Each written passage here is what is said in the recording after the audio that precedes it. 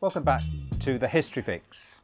Well, we were talking last time about technology and how technology builds up technique, know-how, the productivity of labour, the capacity of human beings to create the wealth that they need.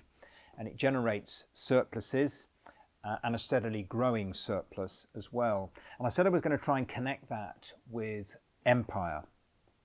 And I talked a little bit last time, very briefly last time, about the Bronze Age empires. And let me say just a little bit more about them now. If you look at the Bronze Age empires of the second millennium BC, they're largely restricted to a few particular areas where the agriculture is very rich, even when you've got a pretty primitive, productive technology. So it's the Nile Valley of Egypt, it's the Tigris and the Euphrates rivers in Iraq or Mesopotamia, as it used to be called. It's the Indus River Valley system in what is today Pakistan, the Yellow River Valley in what is today northern China. These are the places where you see Bronze Age empires being constructed in the second millennium BC, based on river valley irrigation systems essentially, and the way in which the waters of these great river systems, they not only provide the water necessary for growth, but they also re-fertilize the soil by carrying silt and dumping it across the land in flooding. So you get a natural kind of regeneration of the fertility of the soil. But the technology is fairly backward, even though it's a Bronze Age civilization. Bronze is not being used as a tool system by farmers. The farmers are still dependent on a pre-metal technology. What's also true about these civilizations is they are quite conservative. Because of the amount of surplus being generated, there's a powerful elite. That elite is very concerned to maintain its own position in society, its own power and its wealth, its position at the top of society. It's therefore very suspicious of change, of new ideas, of innovation, of anything which might disrupt the existing social order, anything which might give people the sense that the social order could change. So there's a tendency to discourage innovation, discourage new ideas.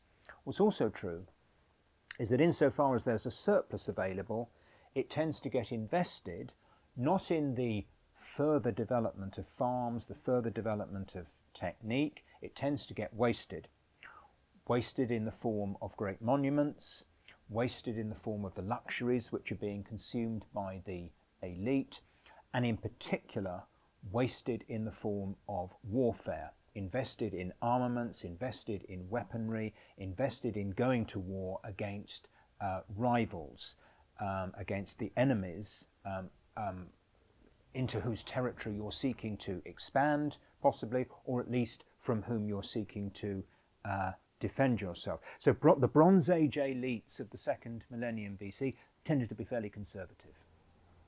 And it's for that reason that it's from outside these great imperial centres that the new technology that I was talking about last time, ironworking technology, originates. It's people on the margins, less hidebound by tradition, by a conservative elite, less under the control of a conservative elite, who are more open to innovation, more open to developing a new technology. But of course, once iron comes in, and once you've got armies equipped with iron armour, iron weapons, iron spearheads, and so on, they will defeat armies equipped with a more backward technology, equipped with a bronze-based technology. So everybody very quickly has to adapt to the new technology. So the Bronze Age technology goes out, the Iron Age technology comes in, and that Iron Age technology is being used not just, of course, to re-equip armies, but also to equip farmers with tools which hugely increase the productivity of labour and makes it possible for the new empires of the new Iron Age to be much bigger, because they control much more territory, much more land has been brought into agricultural use, the size of the surpluses being generated is much, much greater. You can therefore raise more soldiers, you can equip more soldiers, you can conquer more territory. So when we compare the Bronze Age empires of the second millennium BC with the Iron Age empires of the first millennium BC, we're seeing a huge shift in terms of scale. I'm interested in two of these empires in particular. I haven't got time to talk about them now in detail, but I'm going to go on to do that next time.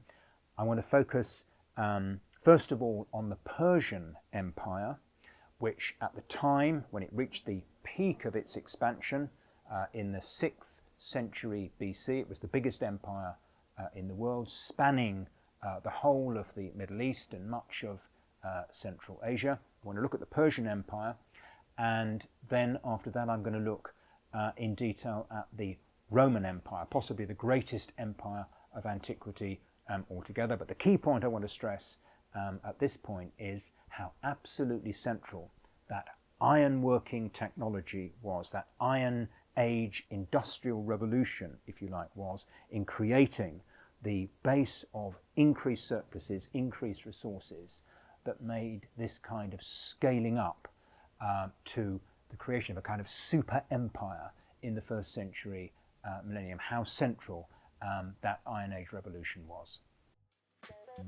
We are facing the greatest crisis in the history of humanity. Capitalism is driving us towards climate catastrophe. To understand how we got here and how we get out of it, we really need to understand human history. What we're trying to do here at the History Fix is to give us the understanding of the past that we need to equip us to fight for a better future. If you like what we're doing, please share and subscribe, and also contribute to our Patreon page. Thanks very much.